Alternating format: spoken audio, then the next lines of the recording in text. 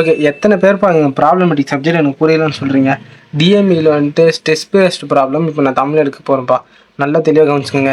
இந்த கொஸ்டினை எக்ஸ்பிளைன் பண்ணுறதுக்கு மட்டும் ஒரு 5 நிமிஷம் எடுக்கும். இது எலும்பு சீட்டு மாதிரி தூக்கி ஓரம் போட்டுருவோம். நான் இது வந்துட்டு ஒரு ஷார்ட்ஸ் வீடியோ இந்த கொஸ்டினுக்காக மட்டும் தனியாக அப்லோட் பண்ணுறேன். ஒரு கொஸ்டினுக்காக தனித்தனி ஷார்ட்ஸ் அப்லோட் பண்ணுறாங்க. நீங்கள் அந்த ஷார்ட்ஸை பார்த்தீங்கன்னா தமிழ் மீடியம் இங்கிலீஷ் மீடியம் 2 பேருக்குமே வந்துட்டு கொஸ்டின் அண்டர்ஸ்டாண்டிங் கிளியராக இருக்கும். ஓகேங்களா? சரி, இப்போ ஃபஸ்ட்டு வாங்க நம்ம சும்மா பேசிக்காக இந்த இதை மட்டும் வந்துட்டு பார்ப்போம். ஃபுல்லாக இந்த டயக்ராம் வந்துட்டு என்னென்னா ஒரு எல்போ ஷேப் பைப் மாதிரி நீங்கள் வந்துட்டு இமேஜின் பண்ணிக்கிங்க. ஹரிசாண்டல் ஃபோர்ஸ் வருது, வெர்டிக்கல் ஃபோர்ஸ் வருது. அங்கேருந்து 45 டிகிரியில் வந்துட்டு 6000 நியூட்டன் வருது. ஸோ இங்கேருந்து நம்ம ஒரு ரெக்டாங்கல் ஷேப் வந்துட்டு கட் பண்ணி எடுக்கிறோம். அதோட வித் என்னென்னா டி, அதோட லென்த் எவ்வளோன்னா 2t. அதை நம்ம வந்துட்டு பீன் டினோட் பண்ணிக்கிறோம். இங்கேருந்து எந்த இடத்துலேருந்து அந்த பைப் வருதோ அதுலேருந்து அதோட சென்டர் ஆக்சிஸோட லென்த் வந்துட்டு 130. அப்புறமா அந்த பைப்போட அந்த ஷாஃப்ட் மாதிரி வருதுல, அந்த ஷாஃப்டோட சென்டர்லேருந்து இந்த டாப்போட டிஸ்டன்ஸ் வந்துட்டு 75 வந்துட்டு நம்ம கொடுத்துருக்காங்க. ஸோ இதிலேருந்து நம்ம அப்படியே கொண்டு வந்து அந்த சம் வந்துட்டு சால்வ் பண்ணிட்டு வந்துடுவோம். ஸோ ஃபஸ்ட்டு கிவன்லேருந்து அவங்களுக்கு என்னென்னு ஒன்று அப்படியே சொல்லிட்டு வர பாருங்க. கிவன் வந்துட்டு ஃபஸ்ட்டு ஃபோர்ஸ் கொடுத்துருக்காங்க. ஓகேங்களா? நமக்கு கிவன் ஆல்ரெடி என்ன தெரியும், ஃபோர்ஸ் வந்துட்டு 6000 நியூட்டன். அதே மாதிரி வந்துட்டு தீட்டா உங்களுக்கு ஆல்ரெடி தெரியும் 45. நான் பி ஆல்ரெடி உங்களுக்கு சொன்ன மாதிரி 2t. லென்த் எவ்வளோன்னு பார்த்தீங்கன்னா 130.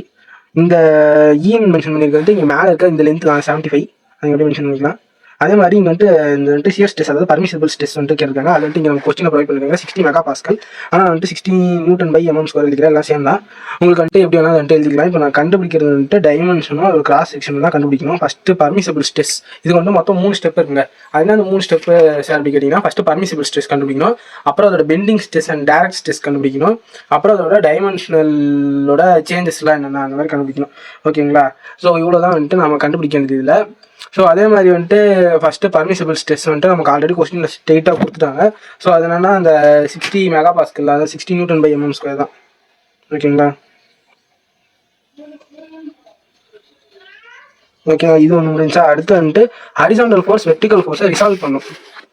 ஓகேவா? அது எப்படி சார் ஹரிசாண்டல் ஃபோர்ஸு வெர்டிக்கல் ஃபோர்ஸை ரிசால்வ் பண்ணுறது அப்படின்னு நீங்கள் யோசிச்சிங்கன்னா, ஹரிசாண்டல் ஃபோர்ஸ் வந்துட்டு ஒன்றும் இல்லை, நமக்கு ஆல்ரெடி தெரியும். இந்த 6000 தான் அந்த ஹரிசாண்டல் ஃபோர்ஸோ ஏதோ ஒன்று நமக்கு கொடுத்துருக்காங்க. Force value into sin 45. அதே மாதிரி வந்துட்டு 6000 இன்டூ cos 45. ஓகேங்களா? நான் இந்த மாதிரி கால்குலேட் பண்ணுற ஸ்டெப்லாம் ஒரு ஒன்ஸ் தான் டக்குன்னு போடுவேன். ஸோ நீங்கள் டக்குன்னு இதை பார்த்துக்குங்க. ஏன்னா வந்துட்டு சைன் இந்த 45யும் cos 45யும் சேம் தான். ஸோ எல்லாத்துக்கும் இதே தான் வந்துட்டு போகிற பாருங்க. 4242.6. அதுதான் 4242.6. ரெண்டுமே நியூட்டன்ஸ் தான் உங்களுக்கு ஆன்சர் கிடைக்கும். ஸோ இது வந்துட்டு நம்ம பெண்டிங் மூமெண்ட் கால்குலேட் பண்ணுறோம்ப்பா. நல்லா வச்சுக்கோங்க, பெண்டிங் மூமெண்ட் கால்குலேட் பண்ணுறோம். ஸோ ஃபஸ்ட்டு இங்கே பார்த்தீங்கன்னா உங்களுக்கு டயக்ராம் எடுக்கிற பாருங்க. இங்கே இருக்கா, இதுக்கு பெண்டிங் மூமெண்ட் கால்குலேட் பண்ணுறோம். ஓகேங்களா? ஃபஸ்ட்டு ஹரிசாண்டல் ஃபோர்ஸ் கால்குலேட் பண்ணால் அதுக்கு வந்துட்டு நம்ம எந்த வேல்யூவால் மல்டிப்ளை பண்ணோம், இந்த 75ஆல் மல்டிப்ளை பண்ணணும். ஏன் சொல்கிறேன்னு கேளுங்க. இப்போ நான் இது ஒரு பைப்புன்னு வச்சுக்கோங்களேன். ஓகேங்களா? இந்த பைப்பை நான் இப்படி பிடிச்சி, இதுதான் இந்த இடம் அப்படியே வச்சுக்கோங்களேன். இந்த இடத்த நான் அப்படியே வளைக்கிறேன். ஓகேங்களா? இப்படி போகுதுன்னு வச்சுக்கோங்க. இப்படி போச்சுன்னா இந்த இடம் வளைக்குமா, இந்த டிஸ்டன்ஸ் சேஞ்ச் ஆகுமா? ஸோ அந்த டிஸ்டன்ஸ், இந்த டிஸ்டன்ஸ் வந்துட்டு இப்போ சேஞ்ச் ஆகும். அப்படி சேஞ்ச் ஆச்சுன்னா இருங்க சொல்லுங்க. ஓகேங்களா? இப்போ இந்த இது வந்துட்டு அப்படியே வளையும். இப்போ இதை வச்சு நான் வளைக்கிற பாருங்க. இப்போ வளைச்சா இந்த டிஸ்டன்ஸ் தான் சேஞ்ச் ஆகுது. ஸோ அப்போ இங்கே 75 சேஞ்ச் ஆகும். அதே மாதிரி இப்படி வச்சுக்கிறேன். இப்படி வச்சு இப்படி ஒரு ஃபோர்ஸை கொடுத்தோம்னா இந்த ஃபோர்ஸ் வந்துட்டு இப்படி வளையும். இந்த ஷேப் இது வளையுது பார்த்தீங்கன்னா, பெண்டிங் மூமெண்ட் இந்த சைடு கிரியேட் ஆகும். ஸோ வந்துட்டு இப்போ உங்களுக்கு தெளிவாக புரிஞ்சிருக்கும்னு நம்புறேன். பெண்டிங் மூமெண்ட்னா என்னன்னா, ஒரு இந்த மாதிரி ஆப்ஜெக்ட்ல வந்துட்டு நான் ஒரு ஃபோர்ஸ் கொடுக்குறேன். அந்த ஃபோர்ஸ் கொடுக்கும்போது இது எந்த சைடு வளையுதுன்றது தான் பெண்டிங் மூமெண்ட். உங்களுக்கு எக்ஸாக்டாக புரிஞ்சிருக்கும்னு நம்புறேன். ஓகேங்களா? இப்போது உங்களுக்கு ஆல்ரெடி ஹரிசாண்டலுக்கு சொன்ன மாதிரி ஃபோர்ஸ் எல்லாமே சேம் தான். நம்ம மேலுக்காக 4242.6 இன்ட்டு நம்ம இதுக்கு கேல்குலேட் பண்ணும்போது என்னன்னா 75 போட்டு கேல்குலேட் பண்ணணும். அதே மாதிரி இதுக்கு 4242.6 இதுக்கு பண்ணணும் 130 போட்டு கேல்குலேட் பண்ணணும். ஏன்றது நான் இப்போ தான் உங்களுக்கு தெளிவாக பென்னோ பென்சிலோ வச்சு ஏதோ ஒன்று பண்ணி எக்ஸ்பிளைன் பண்ணேன். ஸோ இதை வந்துட்டு கேல்குலேட் பண்ணுவோம். இதுதான் 4242. ஓகேங்களா? இப்போ தெரியாது. 4242.6 இன்ட்டு 75 போடுறேன். 75 போட்டால் 318, அதாவது 318,195 வருது. ஓகேங்களா? அதே மாதிரி வந்துட்டு இப்போ 2.6 இன்ட்டு 130 போட்டால்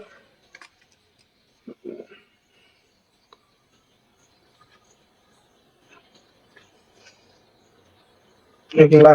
ஸோ இந்த ஆன்சர் வந்துட்டு வருது 10. ஓகேங்களா?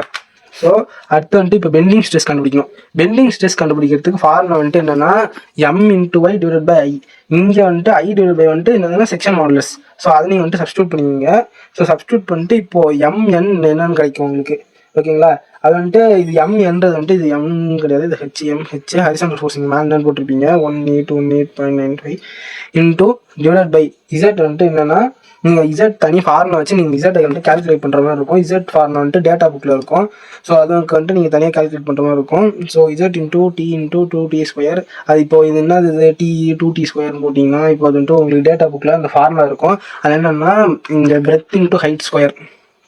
ஓகேங்களா, height into breadth square by 6 இதுதான் ஃபார்முலா.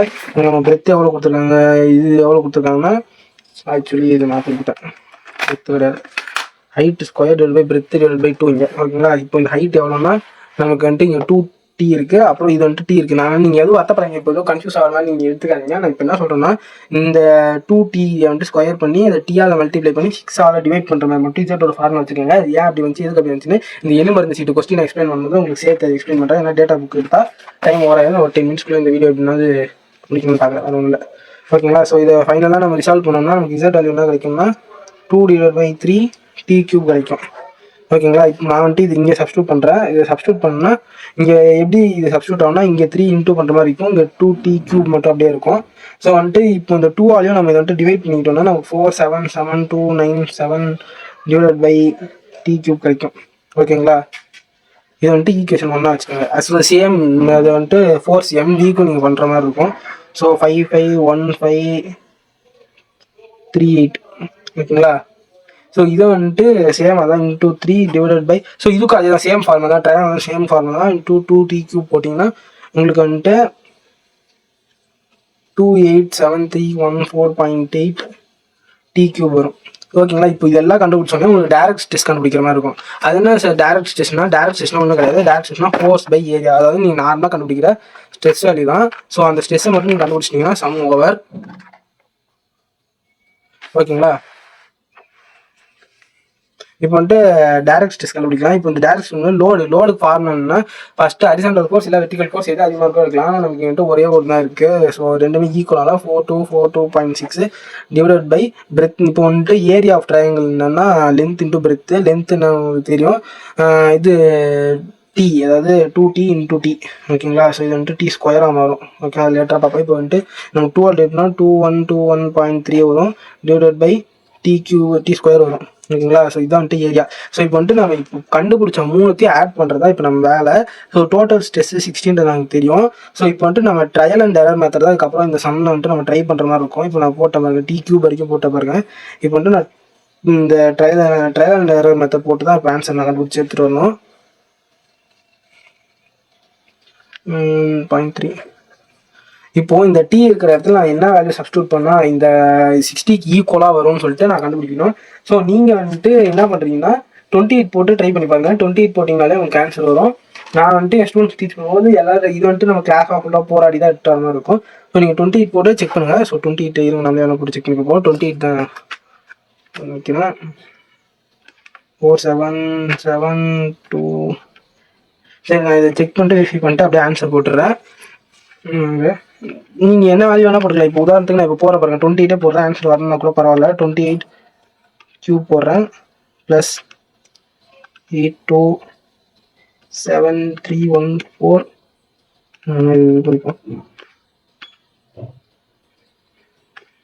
827314 டிவைடட் பை திருப்பி 28³ plus 2121.3 divided by 28 square. Okay, இது வந்துட்டு 62 அரௌண்ட் நியர் வருது.